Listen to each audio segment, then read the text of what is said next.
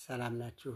ባለፈው የሰውነት አካላት መመረዝ ላይ ምክንያቶቹን እንደገና ደግሞ በሰውነት ውስጥ የሚከሰቱ መመረዞችን ለማስወገድ የሚያስችሉ እጽዋቶችን በሁለት ቪዲዮ ሰርቻለሁ። አሁን ሶስተኛ ቪዲዮ ነው። ይሄ እንግዲህ ቀሪ እጽዋቶችን እስካሁን ያስተዋወቅኳቸውን 6 እጽዋት በተጨማሪ ሌሎችንም እጽዋት አስተዋውቃቸዋለሁ። እንግዲህ እንደሚታወቀው ሰውነታችን በተለያየ ምክንያት በውስጥ ያሉ አካላት እንግዲህ ከውስጥ ከሰውነታችን ተረፈ ምርት በሆኑ ወይንም ከውጭ በገቡ አካላትን ሊመርዙ በሚችሉ ኬሚካሎችና ውህዶች ልንመረዝ እንችላለን። ስለዚህ ይህንን ለማስወገድ ደግሞ እጽዋት ጠቃሚ እጽዋቶች አሉ። እንግዲህ እንደጠቀስኩት 6ቱን ከዚህ በፊት ጠቅሻለሁ። አሁን ዛሬ ደግሞ የሚጀምረው 7ኛውን እጽዋት ነው። ይህ እንግዲህ የበርዶክ ስር ወይንም አርኪቲዮን ላፓ የሚባል እጽዋት ነው። በሀገራችን ብዙ የተለመደ አይደለም፣ ግን በተለያዩ ቦታዎች ይበቅላል። የበርዶክ ስር ደምን ለማጽዳት፣ የጉበት ስራን ለማሻሻል እና ከመርዝ መከማቸት ጋር የተያያዙ አንዳንድ ብጉርና ችፌ ያሉ የቆዳ ችግሮችንም ለማከም ለዘመናት ያገለገለ እጽዋት ነው ማለት ነው። እና ለዚህም በውስጡ በርካታ ንቁ ውህዶች አሉት። እንግዲህ ጠቀሜታው ደም የጉበት መርዝ አስወጋጅ፣ ሽንት አፋጣኝና ጸረ ኦክሲዳይዝ፣ የበርዶክ ስር በጉበት በኩላሊትና በቆዳ በኩል የሚደረገውን መርዝ የማስወገድ ሂደት ይደግፋል።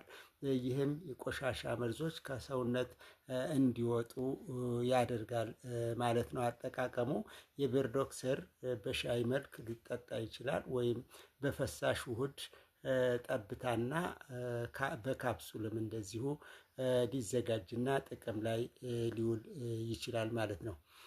ሌላው የድንብላል ቅጠል ነው። እንግዲህ ድንብላል ሁላችን እናውቀዋለን። የቅጠል ዝርያ ነው።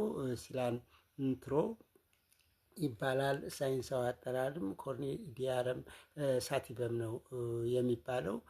በባህላዊ ሕክምና ውስጥ ከባድ ማዕድናትን ሄቪ ሜታልስ እንግዲህ እነዚህ በጣም ከፋብሪካና ከተለያዩ ተረፈ ምርቶች ወደ ሰውነታችን የሚገቡ ውህዶችና ኬሚካሎችን ንጥረ ነገሮች ናቸው። ስለዚህ ከሰውነት ለማስወገድ በብዛት ጥቅም ላይ ይውላል። እንደ ሜርኩሪ፣ እርሳስ፣ ሊድ እና አሉሚኒየም ያሉ ከባድ ማዕድናትን ከሰውነት ጋር አጣብቆ የማስወገድ ችሎታ አለው ማለት ነው። እንግዲህ ድንብላል በጣም ጠቃሚ ነው ማለት ነው። ንቁ ውህዶቹ አሉት። እንግዲህ በርካታ ንቁ ውህዶች አሉ ይህንን የሚሰሩ። ጠቀሜታው የከባድ ማዕድናት መርዝ አስወጋጅ፣ ጸረ ኦክሲዳይዝ እና ጸረ ብግነትና ጸረ ባክቴሪያ ሲላንትሮ ከደም ዝውውር ውስጥ መርዞችን ለማስወገድ ይረዳል። እንዲሁም የኩላሊትና የጉበት ጤናን ይደግፋል ማለት ነው። አጠቃቀሙ አዲስ የሲላንትሮ ወይንም የድንብላል ቅጠሎችን ሰላጣ፣ ለውዝ ወይንም ጭማቂዎች ውስጥ በመጨመር ይቻላል። የሲላንትሮ ወይንም የድንብላል ቅጠል ወይንም ዘይት ጠብታዎችም እንደዚሁ መጠቀም ይቻላል ማለት ነው። ስለዚህ ድንብላል እንግዲህ ታላቅ ጠቀሜታ ያለው ከቅመምነቱ ባሻገር ማለት ነው። ሌላው እንደዚሁ የአካላትን መመረዝ የሚያስወግደው ደግሞ ሬድ ክሎቨር የሚባለው ነው። የትራይፎሊየም ፕራቴንስ የሚባለው ነው። እንግዲህ ትራይፎሊየም የሚባሉት የዋጅማ ዝርያዎች ናቸው ማለት ነው። ስለዚህ ሬድ ክሎቨር ደምን በማጽዳት ባህሪው የሚታወቅ ሲሆን የጉበት ጤናን ለመደገፍ ሰውነትን ከመመረዝ ለማጽዳት ይረዳል ማለት ነው። እንዲሁም በውስጡ በርካታ ንቁ ውህዶች አሉ። ጠቃሚ ጎኖቹ ደም አጥሪ ወይም የጉበት መርዝ አስወጋጅ እና ጸረ ብግነት ወይም ሬድ ክሎቨር የሰውነት ተፈጥሮ የመርዝ ማስወገጃ መንገዶችን እንደሚደግፍና መርዞችንም በማስወገድ የቆዳ ጤናን እንደሚያሳድግ ይታመናል። አጠቃቀሙ ሬድ ክሎቨር በሻሂ መልክ፣ በፈሳሽ ውህድ ወይንም በካፕሱል መልክም ሊወሰድ ይችላል ማለት ነው። ሌላው እንግዲህ ታዋቂው ዝንጅብል ነው። ዝንጅብል ለበርካታ ህመሞች መድኃኒት እንደሆነ ሁሉ አንቲኦክሲደንት እንደሆነም ይታወቃል።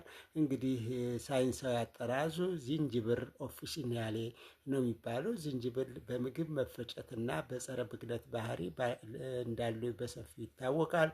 የምግብ መፈጨት፣ የኢንዛይሞችን በማነቃቃት የደም ዝውውርን በማሻሻል እንዲሁም ማቅለሽለሽንና የሆድ መነፋትን በመቀነስ መርዛማ ነገሮችን ለማስወገድ ለማፋጠን የሚረዳ በውስጡ እንግዲህ ጂንጀር የሚባል ንጥረ ነገር ያለው ነው። ጠቃሚ ጎኖቹ ለምግብ መፈጨት ረዳት፣ የጉበት መርዝ አስወጋጅ እንዲሁም ጸረ ብግነትና ጸረ ኦክሲዳይዝ ነው። ዝንጅብል ጉበት ሐሞትን እንዲያመነጭ ያነቃቃል። ይህም ለምግብ መፈጨትና ለስብ እንደዚሁ ይረዳል ማለት ነው። እንግዲህ ስቦችንም ይሰባብራል ማለት ነው።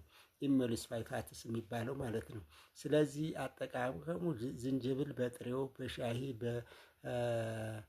በለውዝ ወይንም በጭማቂ መልክ ሊወሰድ ይችላል። በተጨማሪም በካፕሱል እንዲሁ በፈሳሽም መልክም ሊወሰድ ይችላል ማለት ነው። ያው ምግብም ስለሆነ። ሌላው እርድ ነው። እርድ እንግዲህ አንዱ ቅመም ነው፣ እናውቀዋለን። እርድ ኃይለኛ ጸረ ብግነት፣ ጸረ ኦክሲዳይዝ የሆነ ቅመም ሲሆን ብዙውን ጊዜ የጉበት ጤናን ለማሳደግ እና ሰውነት ከመርዝ ለማጽዳት ያገለግላል ማለት ነው። በውስጡ ያሉ ንቁ ውህድ ኩርኩሚን የጉበት መርዝን ማስወገድ እንደሚደግፉና ከኦክሳይድ ጭንቀት ወይም ኦክሲዴሽን ስትረስ የሚጠብቅ ነው ማለት ነው። በውስጡም እንግዲህ ውህዶች አሉ። ይህንን በተለይ ኩርኩሜን የሚባለው እና ዲሞቶክሲ ኩርኩሚን የሚባሉት ውህዶቹ በጣም ጠቃሚ ናቸው። እነዚህ እንግዲህ ጠቃሚ ጎኖች የጉበት መርዝ አስወጋጅ፣ ጸረ ኦክሲዳይዝ፣ ጸረ ብክነት እና በሽታን የመከላከል አቅም ረዳት ነው። እርድ ሰውነት መርዞችን የማስወገድ አቅሙን ያጠናክራል፣ እንዲሁም አጠቃላይ ጤናን ይደግፋል ማለት ነው።